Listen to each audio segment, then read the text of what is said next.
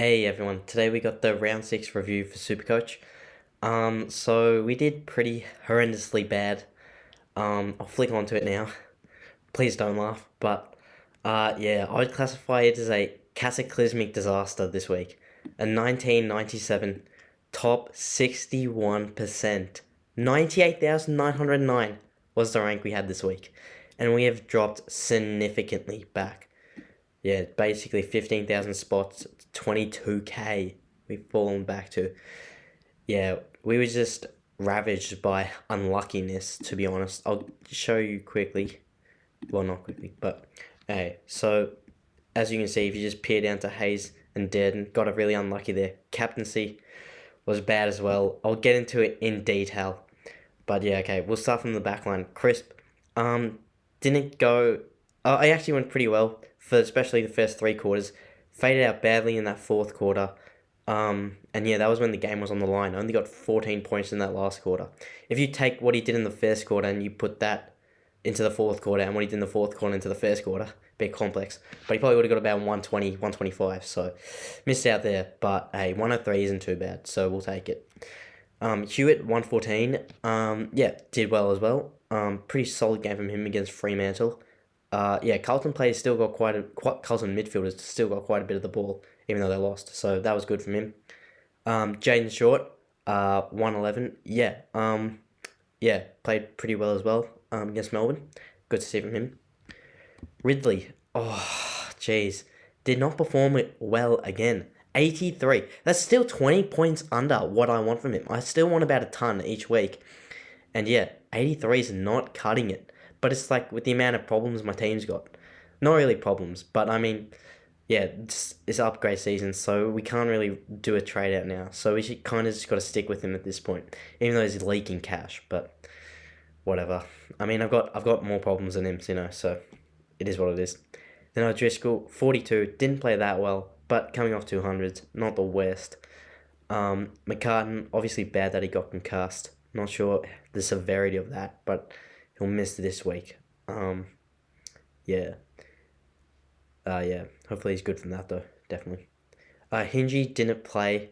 I think he's gonna have to not get traded out this week though. I think we're gonna have to keep him again. Hopefully he does play, but we'll see. But Adelaide did take a big scalp of the Bulldogs, so don't know if he will come in. We'll see though. DeConning, 66, actually had yeah, quite a good score from him for what he's been producing the last few weeks, so good to see there. Now, Jack McRae, 92, did not perform too well. And, coming off 2 150s, I wouldn't be too mad. But considering we did have the captaincy on him, it was infuriating. Yeah, just spent a lot of time on the wing. Didn't get too many centre bounces. Yeah, they was playing other guys in there. Mostly like Baslenka, Tom Liberatore. I don't even know who else. Josh Dunkley, I guess. Because they're playing Bont basically permanent forward. So, yeah, that was interesting to see from him. Hopefully he goes back into the midfield. Should have expected it, though. Basically, as soon as that game started and I realised that it was a windy day, I knew it was a wrong decision to put the captaincy on McRae. So that was, yeah, very irritating. But I digress. On to Lachie Neale, who, yeah, 108 is solid. Yeah, I mean, I didn't think he'd go too well. Or Took Miller, as I was saying, that Q-Clash game is usually kind of hardish to score in for at least big scores for premium midfielders. But yeah, they went solid enough. I guess still both probably 20 points under what you want, but not the end of the world. Clayton Oliver, though, did very well. Very happy with that. 41 touches, I think it was. Yeah, just went massive. So that's very good to see from him. His break-even was like 175 or something. So, yeah, thought he would drop a lot in cash. Only dropped a few K in the end, so it didn't really matter. Yeah, basically held his price. So that's good to see from him. Yeah, great game after, well, yeah, last 2 weeks he's been averaging about 90. So good for him to go big here. Then Butters didn't go too well. Didn't back up after the 130 last week. But to be fair, he was playing with Gastro, so I'll give him a little bit of a pass there.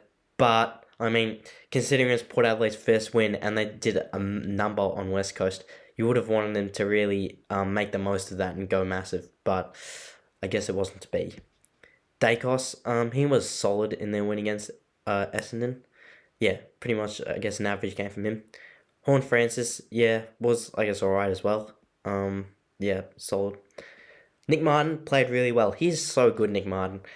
To be honest, I reckon he'll probably... No, he's not going to win Rising Stars because there's too much hype around other guys, but he probably should, to be honest. Yeah, he's so good, Nick Martin.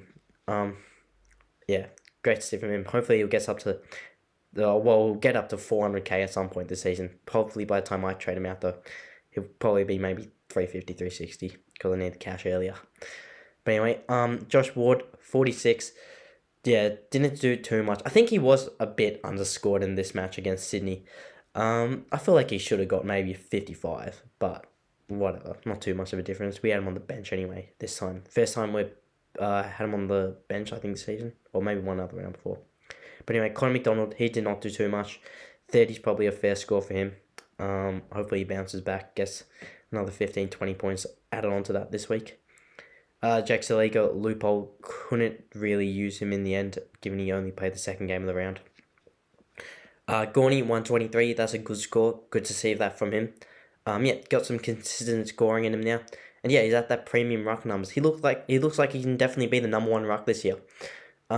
If not, maybe Tim English, I would say maybe could be. Sean Darcy, maybe on average, but not total points. But we'll see what happens there. Brain Bruce, 117. He played really well. Yeah, just good to see him taking a lot of contested marks. Yeah, obviously great at hitouts. Gets a lot of hitouts to advantage.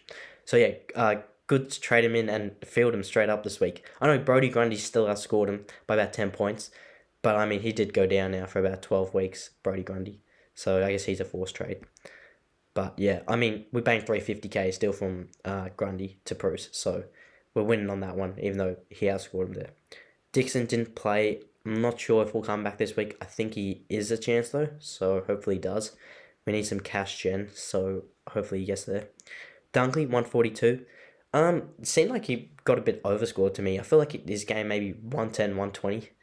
Not sure really how he got 142 and McRae got... Oh, I mean, he was better than McRae, definitely, but Dunkley. But I don't know. I don't feel like there was that big a discrepancy between the two. But anyway, take it.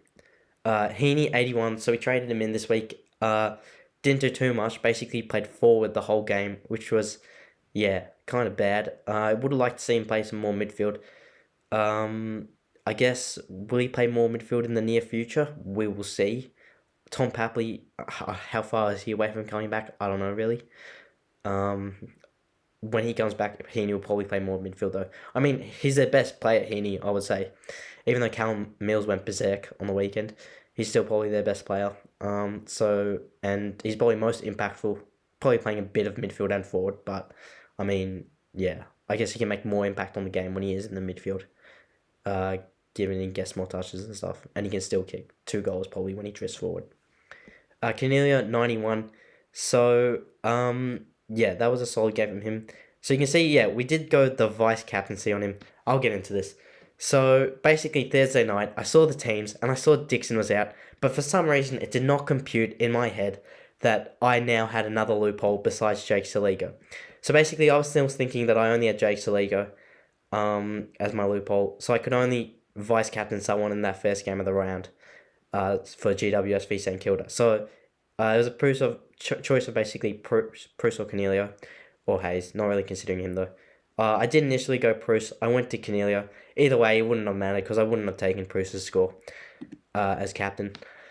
But yeah, and then also I got really unlucky on Friday night because where I live, there was a power outage at about 7 o'clock, about 50 minutes before the game started. So when I usually maybe check my team like maybe 20 minutes before the game to check final teams and stuff. Make sure there's no late outs or anything. So if I did check my team, I feel like I might have realised that Dixon is now a loophole that I could have used. So I didn't have to go the vice captaincy of Cornelio. But I got really unlucky there. Couldn't check my team. So yeah. I guess, this is just a combination of unluckiness and I guess foolishness cost me a lot this week. Putting the captaincy on McRae and yeah, putting the vice captaincy on Cornelio. When I really should have done vice captain McRae and captain Clary. But we didn't. We'll live. Tristan Cherry, 68. Yeah, I guess he didn't do as much as he did the week before when he turned up. But yeah, Geelong smashed them, so They didn't get too many points overall, North Melbourne. But it is what it is, I guess. Somewhat solid of a score, even though it's definitely below what you want. And then, yeah, Jack Hayes, he did play well in the 20 minutes he got. But, yeah, sad to see he got injured. Yeah, I mean, he probably, to be honest, probably should have got 25 or 30. I mean, he took 2 contested marks, I think, or at least 2 big marks. He had 2 shots on goal, one being a goal. So, I feel like he's a bit underscored. But, I mean, I guess he got scaled down as the match went on.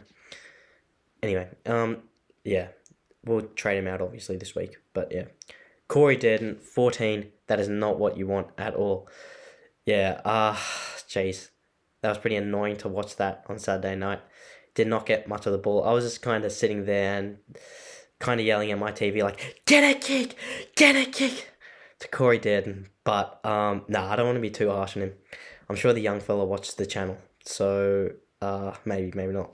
But, yeah, I'm sure he'll bounce back this week. He's a good player.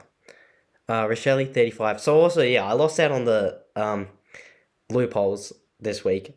You would have thought, because Rochelle, 35, being like, okay, Corey Durden's going to get more on him, given Corey Durden played the night game on Saturday. Rochelle played the afternoon game. And yeah, Durden's a surefire thing to, I mean, at least at minimum score probably 30. So at worst, I'm probably losing like 5 points. At maximum, maybe Durden gets like a 75 like he did a few weeks ago. So I'm gaining like 40 points. But no, instead I lost 21 points. That's just very unlucky. I would say, in my humble opinion. Maybe disagree, but who knows. And then, yeah, Rose didn't play. I didn't know he was not going to play. I heard the rumours and stuff. But, yeah, I chose to trade him in anyway. I think he'll play this week. Yeah, anyway, I did need someone to downgrade to. And, yeah, I think he'll play this week. So I think it should be fine overall. And, yeah, we didn't need to field him. Yeah, because we had other guys. So it should be all right. Anyway, though, that's the disaster of a team this week.